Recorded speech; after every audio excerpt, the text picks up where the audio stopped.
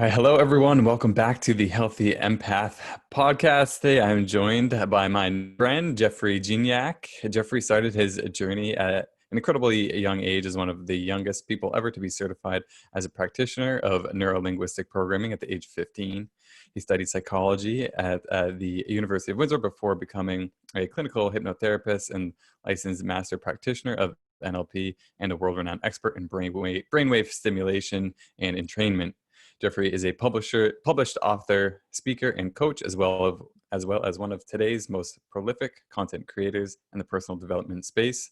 His love for helping others transcend limitations and live their best lives has made him a fan favorite in the industry. Jeffrey was introduced by a mutual friend recently, and I'm very glad and excited for him to share him with you guys, and then the stuff that he works on and the products and services that he's created and that I've been using. This is going to be a fun episode. I hope you enjoy. So again, welcome to the show. Thanks, Mike. Thank you for the introduction. All right. So can you get us started with sharing a bit of the journey that led you to where you are now and how it relates to the work you're doing? Yeah, sure. Well, I feel like I was almost born into this, at a really young age, I started to get a sense of what I really wanted to do with my life. And that's because when I was in school, starting really young, I was identified with learning disabilities, developmental delays, and all of these issues. And I struggled in every area, not just math and science, but I had to go to speech therapy. I couldn't take tests normally. I couldn't read. It was a mess, but I did have a really great advantage. To other people that maybe struggled like I did, is both my parents were psychologists. And so, and then the other good bonus is they both worked within the school board where I went to school. So, and one of them was really kind of high up there and respected. And so, they were able to work really closely with the teachers and the school board to create these special circumstances where I could possibly demonstrate that I was learning. It wasn't that I couldn't learn, and it wasn't that, stuff wasn't sinking in, but it was really hard for me to demonstrate that I was learning. And so they created these really unique ways to help me show that I was learning. And the idea was to keep me moving forward grade to grade, and hopefully my brain would just sort itself out. And that often happens, right? It does often happen where suddenly all of these issues that people have just tend to even out and sort out. But that didn't happen for me, not in the way that they hoped. And so, I continued to struggle. And then finally my parents were like, okay, he's old enough. We're going to take him to get this neuropsych, this really comprehensive neuropsych, which ended up being my first experiences having EEGs, that measure brain waves put on my head. And they poked and prodded me, and they, read this and do this, fit this circle into the, into this square. They're doing all of these things to assess me. And when they were done, I'll never forget this, because they started talking to my parents about me while I was still in earshot. This is the 70s, right? Things were a little bit different back then, I guess, but I don't think they would ever do that now. But I remember the doctor saying, look, Mr. Gignac, the way we see it is that all the areas of Jeff's brain are working as they should.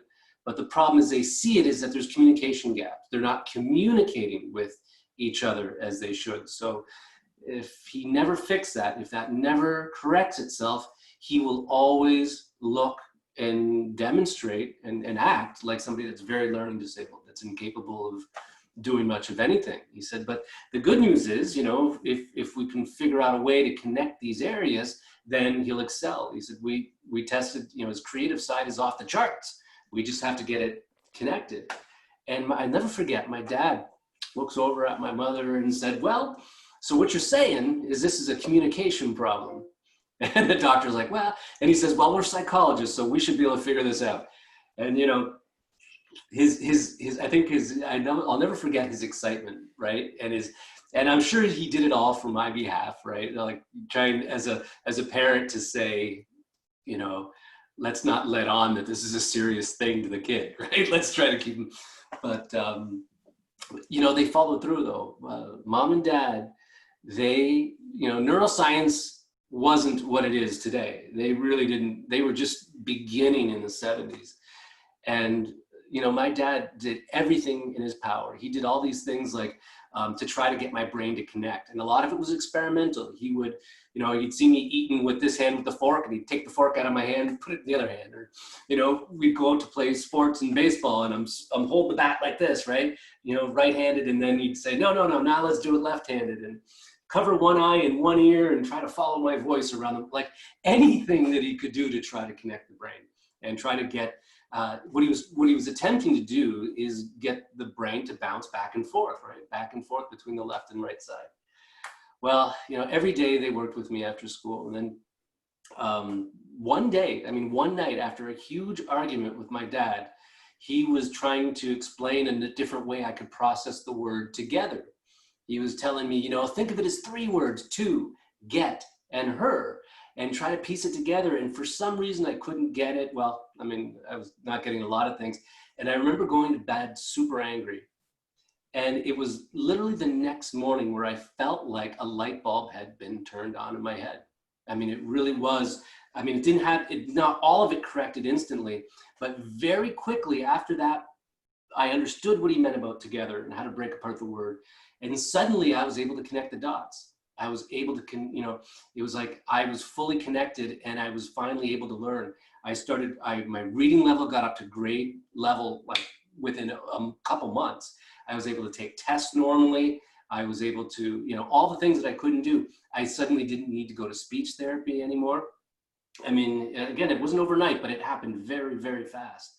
And it was then that I knew that what I wanted to do with my life. I knew that, even though I didn't understand what my parents did and why it worked, and probably didn't even know either, being experimental, I did know that if it wasn't for them, and if it wasn't for what they did, my life would have turned out radically different. I could have had a totally different life. How lucky was I to be born, with parents that had this ability and this education to help me and experiment and to love me enough to do it.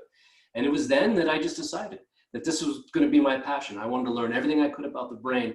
I wanted to learn about self-development. I wanted to be a help. I hadn't even been in high school yet. And I knew that this is what I want to do. I didn't know exactly what I was going to be doing. I didn't think I'd be doing brainwave entrainment. I didn't think I'd necessarily go down the spiritual path I ended up doing, but I knew I was going to be helping people that struggle.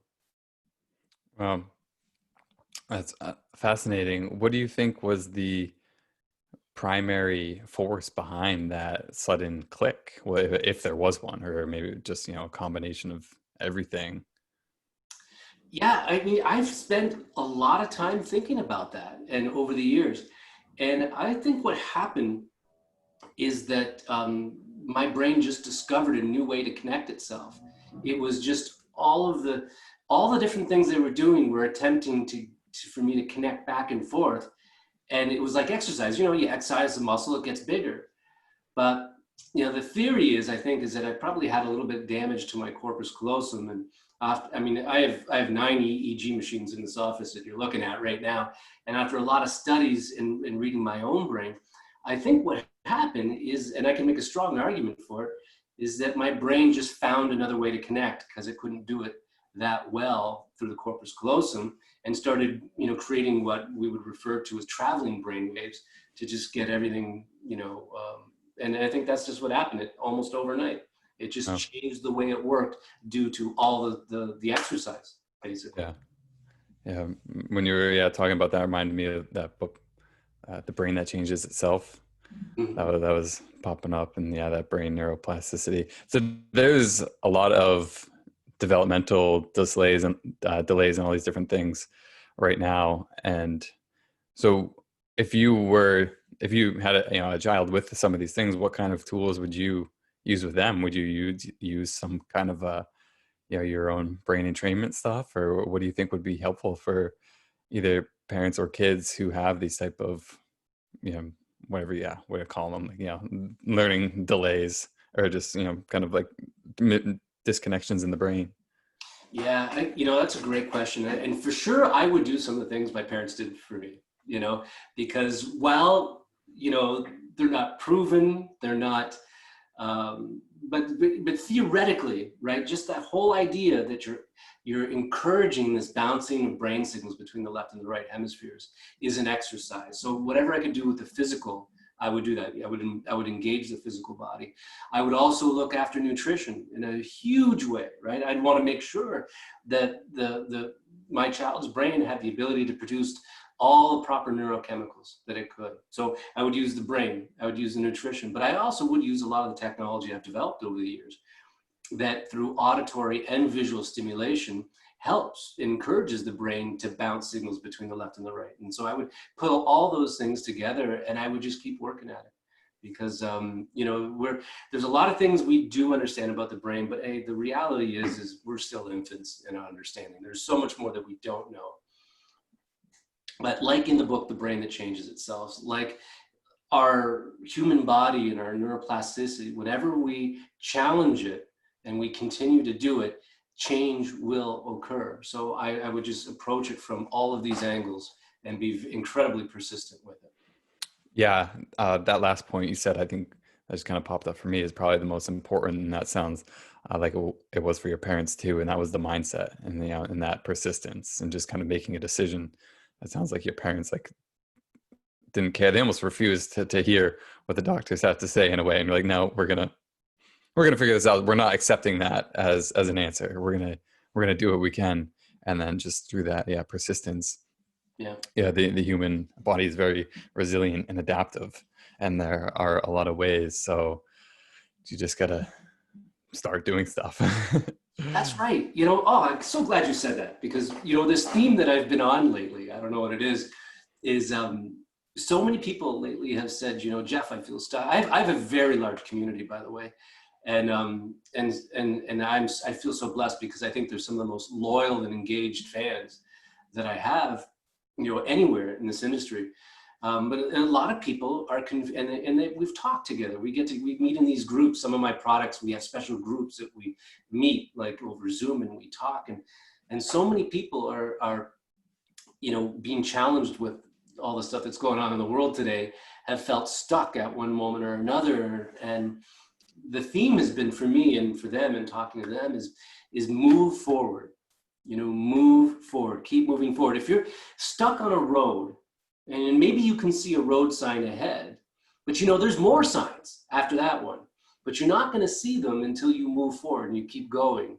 You have to move on that road and make a decision about what you're going to do with the sign. But the universe will give you feedback. But in order for the universe to give you feedback, in order for you to make more decisions, you have to stick with a plan, make a plan, and move forward on it. And as you do that, the road signs will appear, and you can make a decision to exit or not. But you will get feedback, right? But you got to take that responsibility and do that, and make sure that you're in motion and that you're reading the signs and you're making the most appropriate decision possible. Absolutely, absolutely, and I think perhaps some of the technology you have can help with that. I'm helping your brain, your body, everything just relax so that you can move forward. So I want to talk about that, and also what we mentioned before about empaths and the best kind of approach to life as empaths, and what we can do to stay in that kind of more calm position and move forward. So before going into that, can you first go into the life response frequencies and that technology, and just explain the story of how you got into that, and with this guide group and that product there, and then also just a little bit about how the science behind it too, and how that works in brain entrainment, and then and then we'll go into applying that, and I can share a little bit about it too because I've been testing it out. And then we'll talk about, like we've mentioned, the approach to life for empaths. Awesome. Yeah.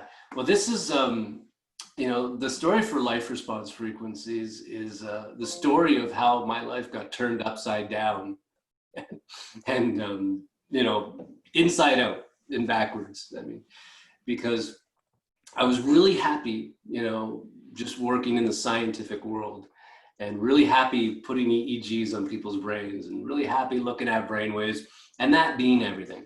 Really happy. Well, at least I thought I was really happy and content there, right? And then I started working on this program, which it was the first program I was going to have my name and my face on and release to the public. Because prior to that, I had been hired by guys like John Asraf and tons of companies behind the scene to create brainwave stimulation content for them, brainwave entrainment content, and then they put their name on it and they, released it to the world, and then they paid me royalties. But I was always behind the scenes, right? And I was working on this product that was going to be my first product, stepping out, doing things the way that I wanted to do it, and I was going to call it meditation, mastering meditation. And as I was creating that product, this, getting towards the end of it, getting ready to launch it, this voice kept building in my head to call it life response frequencies. And the voice, first I dismissed it because there's a story behind that too. See, because years ago, way before any of this happened, I was getting my master practitioners in neurolinguistic programming from one of the top people in the world. And she turns out, by the way, I didn't know this at the beginning, to be one of the highest level spiritual connected people I've ever met. And she's a friend now to this day, but this was in 2001. And she introduced me to her teacher and mentor, Norma, who, again, just of the two people I've ever met, I've never, ever met anybody so spiritually gifted, enlightened, connected, and lovely. And Elizabeth, that's her name, she introduced me to Norma, and she identified me as somebody that could possibly solve a problem that Norma was having. See, Norma, her whole mission at this stage in her life, and she was getting quite up there in ages, was to release this product called Life Response.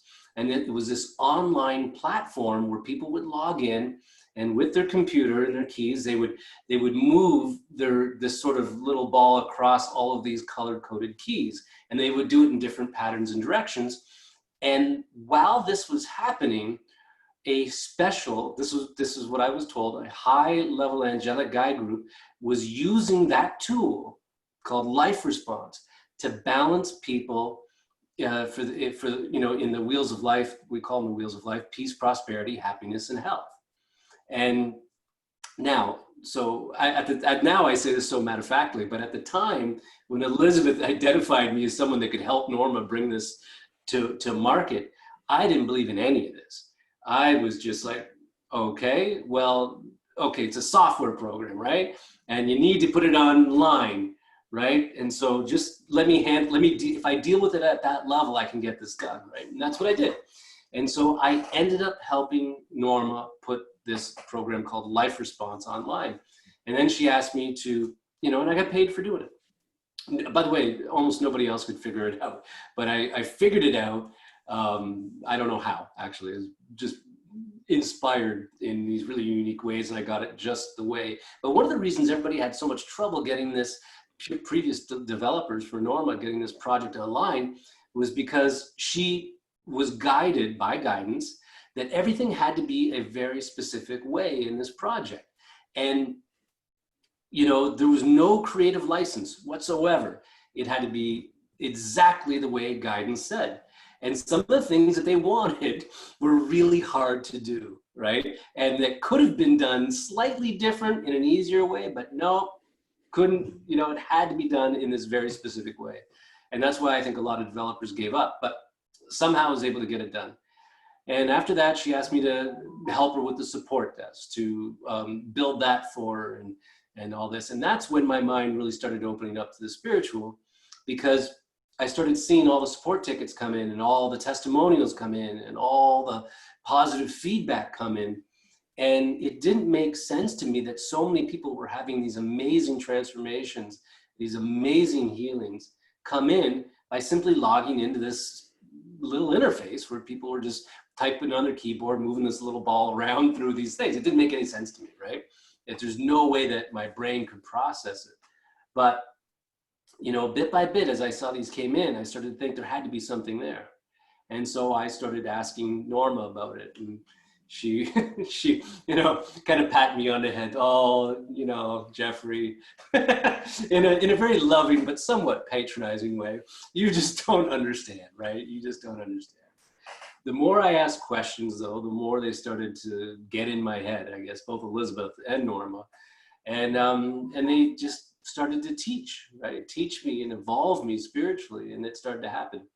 And this is an important part of the story, because at one point, guidance told Norma, this guide group said, Norma, it's time for you to retire. You've done enough. And so Norma called me and said, Jeff, it's time for you to take this whole thing offline, take life response offline. And I was kind of sad about it, but I did. That's what we did. We took it all offline and archived it. And she said, destroy it, actually, get rid of it. Like, it's now done. And I said, okay. The one thing, though, the impression that always left on me is that it was always a sacred project. And so fast forward to now, to years ago when I'm working on mastering meditation, when I was getting this feeling in my head to call it life response, I dismissed it right away because I knew how special and sacred this was. I even had a silly thought. I was like, wow, if I sort of stole that name and call it life response frequencies, the guide group would smite me. I mean, I was still very childish in my thinking, even back then. And so I dismissed it, but the pressure kept building, and eventually it was waking me up at night. I was like waking up in sweats, and with this pressure coming from deep within to call it life response frequencies. And at the height of my stress over this whole thing, Elizabeth calls me right on cue, because we had become friends over the years, and she always has a knack. She's so intuitive and so in touch, right? Is that anytime I'm having a really hard time or really stressed, the phone rings and she's on the other end, right? And she's, hey, Jeff, what's up? So right on cue, she calls and she says, hey, Jeff, what's up? And I told her, what was going on and how I was feeling this pressure to call mastering meditation life response frequencies. And she went dead silent. I mean, just, and for me, that scared me a little bit, because usually when she goes silent, I'm about to get, in a nice, loving teacher kind of way, but I'm about to get read the riot act, right? Like, I thought for sure she was going to say, Jeff, this was a sacred, but you can't do that, That's what I thought was coming. But instead, after a long silence, she said, they said yes. And I went, what do you mean they said yes? She said, well, Norma's guide group showed up and to Elizabeth and just told them yes. And in fact, what they wanted to do is to use the project that I was creating to continue Norma's work, to have that energy, that balancing come in for peace, prosperity, happiness, and health. And, I didn't know what to say. And she said, well, you have to agree. They said they want that, but you still have to say yes, because, free will and all of that. And I said, okay, sure. I had no idea what I was getting into, by the way, because we're 10 years later and a lot of things have gone on, and they still want things exactly the way they want them in terms of how the product is released, how it's the instructions and all that stuff. But 10 years later, Life Response Frequencies continues to be one of my most loved and acclaimed programs. And that's the spiritual side of how it started. Now, before that whole spiritual component came in, where there's this guide group that's actively balancing people for better peace, prosperity, happiness, and health, I had put all the science I could jam into it in terms of auditory stimulation and brain balancing. And so it started off, there was 4 core audios. Now there's 12. And they all have a spiritual component, and they all have a brain balancing component. So I took everything that I knew about how to balance the brain, how to help encourage rewiring of the brain, how to calm the brain, how to activate the brain, how to get into a super learning state, or a very peaceful state, or a very happy state, all went into these audios for Life Response Frequencies. So we have a truly one of the most unique products ever, where it's a strong spiritual side and a very strong scientific side as well. I have well over 100 programs actually in my database, but I always tell people this is the one where I'm not driving the bus. I mean, all the other programs, I drive the bus. I decide how it's, what it does, how it's created, how it's marketed, how it's developed, how it's, sold, all that stuff. With life response frequencies, I am continued to this day, I'm not driving the bus. That's the best way for me to say it. I'm guided to do what I do, and with this program, and I've just learned to let go over the years, and it is what it is. What a fun story, especially being at the time so in that one side of the brain and science, everything, and then having this kind of this energy come through and these different like synchronicities with those people and telling you to do this. You're like, wait, what? Are you sure? Wait, how does this work? What do you mean? Yeah, really challenging you there. That's great. And then, so the tracks, right? They're all infused with this kind of clearing energy from this guide group, correct? Yes, and it's not so much that it's infused as that it actively flows, which is really interesting. So I over the years, I've gotten involved with scalar and quantum physics, and I'm very experienced with that stuff.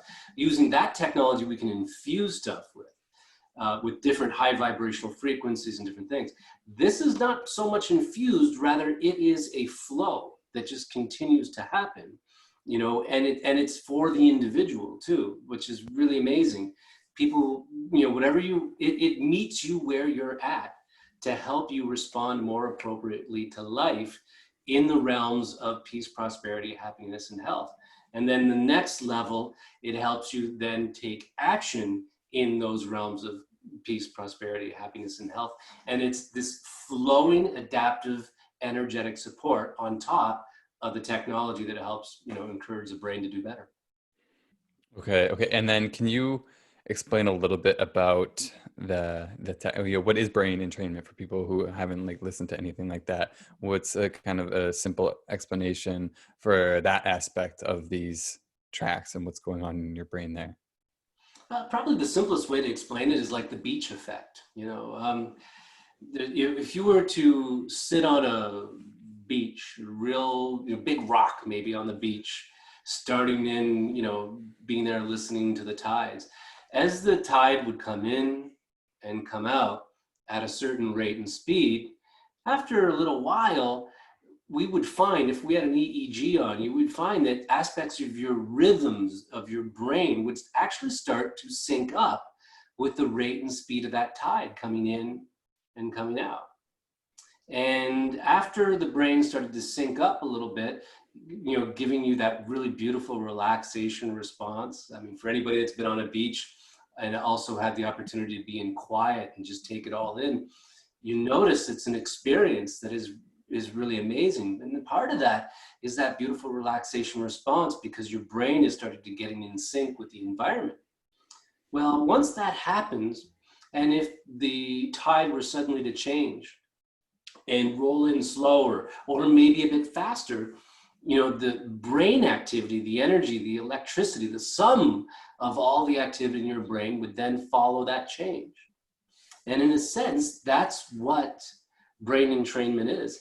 It's this ability to produce these specialized frequencies and sounds that the brain will sync up to and then follow. And then when we can adjust those frequencies and the rate and speed up or down, and the brain will follow it up or down. Well, why would you want to do that? Well, we've been studying brainwave activity for actually over 100 years. EEGs have been around for a long, long time. And we have a wealth of data. We know what a brain looks like when somebody's stressed. We know what it looks like when somebody's happy. We know what it looks like. And the great thing about it is that human beings are remarkably consistent from one person to the next. In terms of the physical structures in our body, the reason why, so many surgeries are completely routine is that when we want to go look at the heart, we know where it is.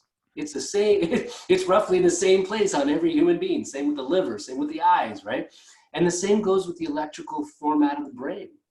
the structures of the brain, there's a remarkable consistency from one human being to the next. So we know what anxiety looks like. We know what superhuman math looks like.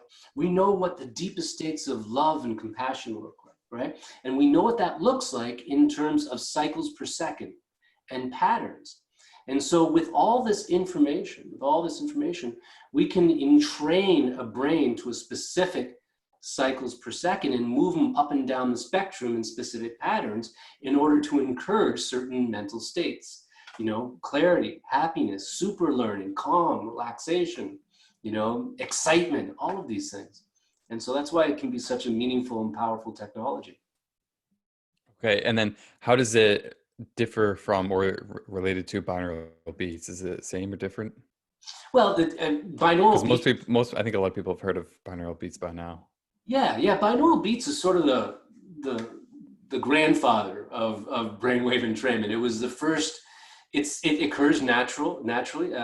You know, I have in this office a bunch of Himalayan singing bowls, and depending on how I play them, they will create natural binaural beats in the environment, and you know, it'll activate the brain stem. And a binaural beat is essentially this: you put 10 cycles per second on one ear, 5 cycles per second on the other ear. The binaural beat is the difference between them, which is 5 cycles per second. But the thing is that that's actually an illusion. That 5 cycles per second binaural beat is actually created within the brainstem, right? Which is really cool because it makes it really easy to entrain. Well, over the years, different forms of brainwave entrainment and brainwave stimulation have come up. I've invented actually 2 of them that are really specialized, that do special things. But what I do does include binaural beats, but it also includes other types of technologies that I've developed over the years to enhance the effect of binaural beats and beyond. Okay, thank you.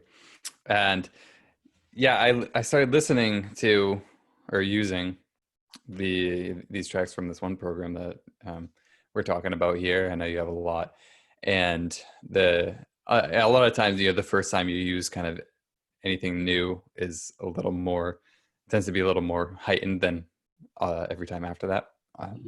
So the first time listening to the first track, I went through the happiness one. It was very, I don't even know what the word is. Obvious, powerful, different, like something clearly was going on. You know, I've listened to different, I guess, similar brain entrainments or binaural beats. And when I put this on and listened, my posture immediately just changed to extremely upright, you know, that kind of like rounded, tight, rounded forward shoulders kind of, you know, went back. My spine was very straight. I was, you know, just sitting up very, you know, much straighter, but very comfortably, right? No aches or pains. And then with no effort either. It just like happened and was kind of like holding me there. And I, just tuned in and listened, and I could feel this kind of, you know, something coursing through me for sure. And then afterwards, you know, I kind of like slowly went back into the position I was in before, which actually just reminded me of a dream that I had last night. I'm gonna make a note of that. And I was like, okay, well, afterwards I was like, okay, well, that was clearly something, you know, different, something going on for sure. And so that doesn't happen every time I do it now. But especially if I, you know, the more attention I give it, and just if I only do that, then I can still kind of, you know, tune into it and feel it for sure. Which I do, but now I've also just kind of, I enjoy just, you know, throwing one on randomly while I'm on the computer or something, while I'm working, and just enjoying it like that. So yeah, I can definitely say that there is something, a little something extra in there for sure. It was really cool. I'm really enjoying it, and gonna use it for a while. And it's only been maybe a couple of weeks now, so I'm sure within a couple months I'll be able to reflect on it much more than I can now, and maybe how it's related to other things in my life. And I do have a ton going on right now, and if I look back on a month or two, I wouldn't be surprised if I say, you know, can relate that this has been helping me through that, and, you know, between, you know, podcasts and clients and starting another completely separate business and new Oh, kids and like all this all this stuff, so to help me stay just right, like grounded and happy and healthy and prosperous, all the things in there, which actually leads into the next part. So can you explain these four different aspects of life and kind of what we talked about as being an empath, where overstimulated, easily get caught up in chaos, overwhelmed, things like that. So how can we use this, not necessarily the technology, but then also, just like what we talked about, this like approach to responding to life? Well, one of the things, I mean, here's something you can do with or without my technology, and it's just a practice that will help anybody, I mean, not just empaths, but anybody really stay grounded and focused. And the whole point is to get a person more comfortable and familiar with habitually responding to life appropriately as it happens. Because that, I have found, is one of the key elements to peace, prosperity, happiness, and health, is being able to avoid knee-jerk reactions, avoid reactions, and rather respond in the best possible way. And all that it takes, it sounds great, right? Just respond appropriately and just avoid knee-jerk reactions. Oh, sure. Sounds, I mean, it's so easy to say, it rolls off the tongue. But there's a practice that you can actually do that helps train you to do it, right? That actually burns that skill into your brain, because just like everything in life, this kind of stuff is a skill. Emotional intelligence is a skill. Being grounded is a skill. It's not, I mean, very rarely are people born with the natural ability to do it. I mean, we find people with natural gifts all the time, of course, right? But most things in life we got to learn.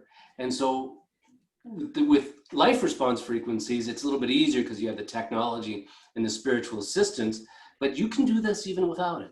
And it's just a matter of thinking about your day and giving your day a theme, right? For instance, and you get to choose between peace, prosperity, happiness, and health.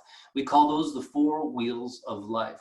Those are the main energies that are ever present around you, that you can tap into, that are always there to assist you. They're ever present.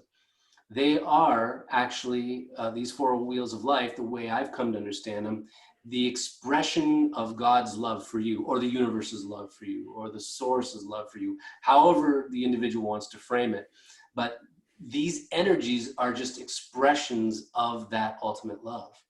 And they allow a little bit more finite, sort of involvement in it while we're in these 3D bodies here on this, quote unquote physical world, right? Where we're always dealing with some aspects of peace, prosperity, happiness, and health. So the fun little thing, so to cut you off, that I was just checking to see how we were doing on time, and it was 1:43. And my grandma used to write that on like everything, like 1:43 as like code for like I love you.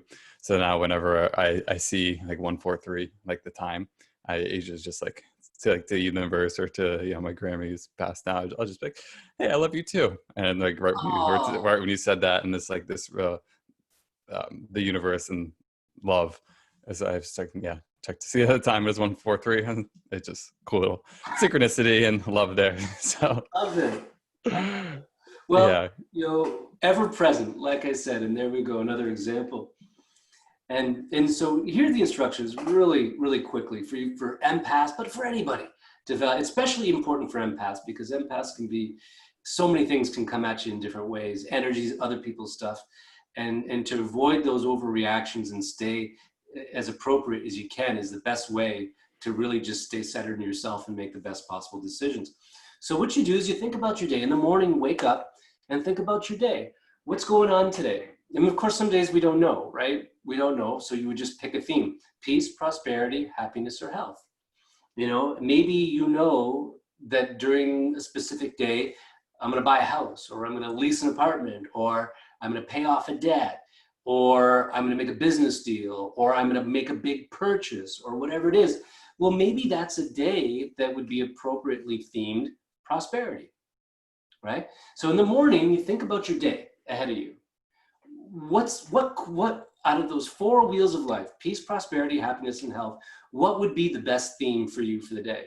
And so and if you can't think of one in the morning, then just tap into your innate intelligence and just pick one, or pick one out of a hat, right? Whatever you like, but pick one. And then practice that day responding to whatever your choice is. So let's say if you pick prosperity as your theme for the day, your focus is to respond to prosperity.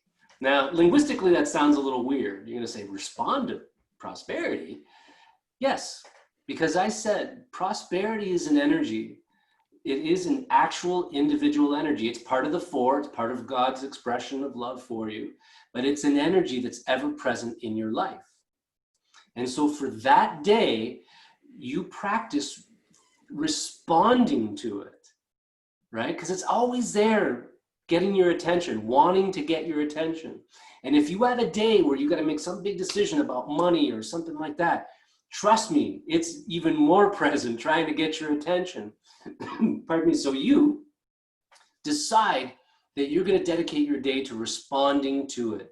And then how do you do that? Well, you think about, well, what does that mean, responding to prosperity? And it's going to be different for every single person. And it's going to be different depending on your day, right? But think about responding appropriately to prosperity. Think about how it's trying to get your attention during your day and what it means to respond appropriately to it, right? And if you just hold those reflections in your mind, a very single focus, right, your day will go much better. And you will learn to avoid overreactions and knee-jerk reactions and replace them with more appropriate behaviors and decisions in your life. And then the next day, you do the same thing, right? What would be a good theme for the next day? It's peace. Well, then your focus of the day is to respond in peace, respond to peace in everything that you do, reflecting on what that would mean. If peace is an ever-present energy, which it is in your life, and it is getting your attention every single day, it's going, hey, I'm here, Mike. I'm here, Mike. Come with me. Come with peace. Be in peace, right? If peace is there doing that, how do you respond to it? What does that look like in terms of your behavior? What does that look like in terms of your thinking? And you do your best to keep your mind on that track. And then the next day is health. The next day is happiness, whatever it is. Every day you pick a theme and imagine that, because it's really there. You don't have to imagine, but start off by imagining that there's this loving energy that's getting your attention, that's always there looking to get your attention. And you are to think about how to respond to that. You do that every single day. You will be amazed, even after a month, how your thinking will change. How a month down the road, if you're journaling, you will be pleasantly surprised how often you are actually responding better than you ever did before. Not only to bad things, but the good, bad, and the ugly, everything in between.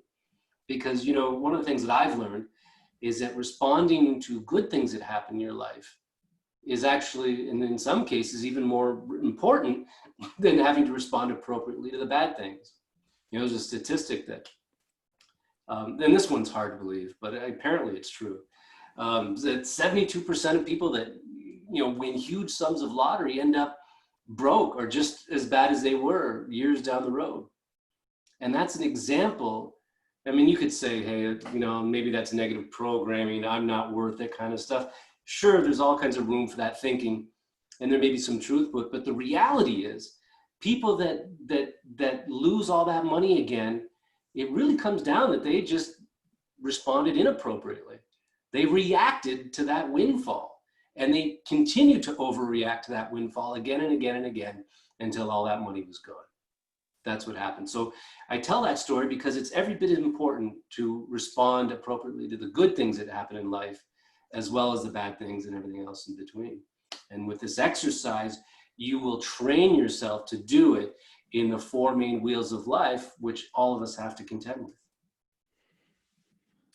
Beautiful. Yeah. Where attention goes, energy flows, right? And Right. I really enjoyed that question that you have, within the program and like these different things, which is, knowing that, the energy of happiness is ever present. And then, asking, how would you respond to that? And if you really take a second to reflect on that, tune into it, feel it out, and you'll get some answers and some new levels of awareness in your life as to how those things are all ever present, even if you don't think it is, right? Because it's usually our judgment of our circumstance that is really kind of ends up holding us back.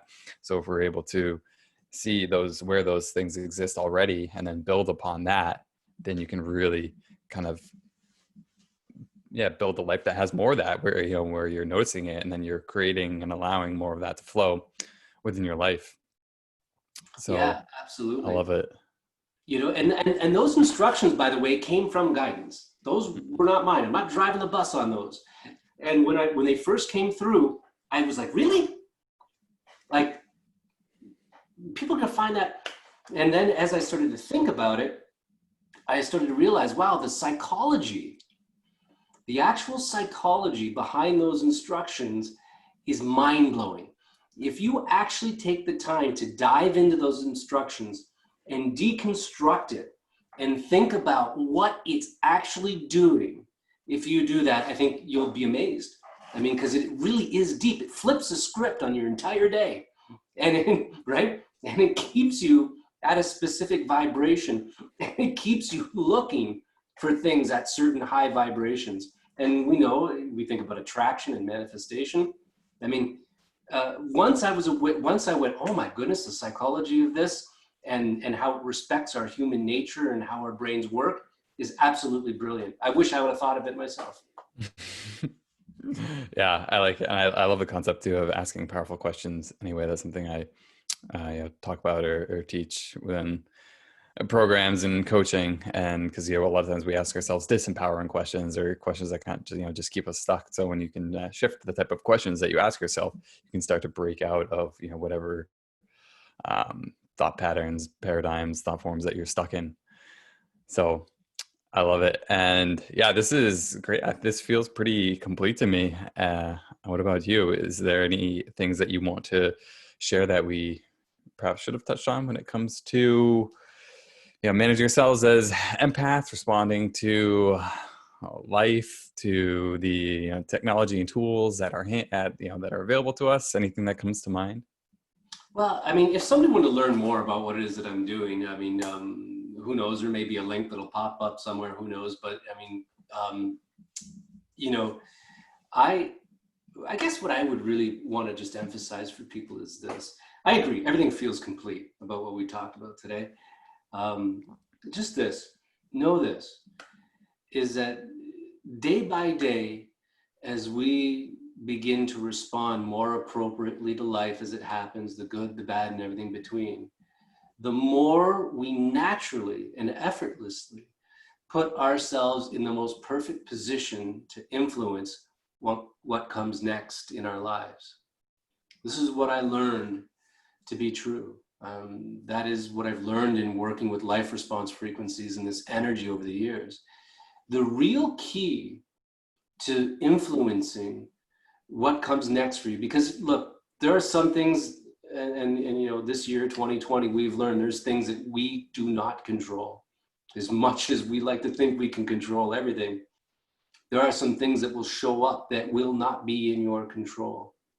But how you respond to them, avoiding reactions, knee-jerk reactions and overreactions, is what builds this energetic karma for you, if you will, that attracts more and that ends up influencing more of what will show up for you in the future. And that's why this is so important. Awesome. Yeah, very wonderful stuff. Yeah, and it's so important to just respond appropriately, right? What can we control? And yeah, I've talked about this in some previous episodes too. This concept of what kind of world do you want to live in? What kind of life do you want to live? And that's a question that came through me, through spirit, through Pachamama. Actually, so lodged. What kind of world do you want to be born back into?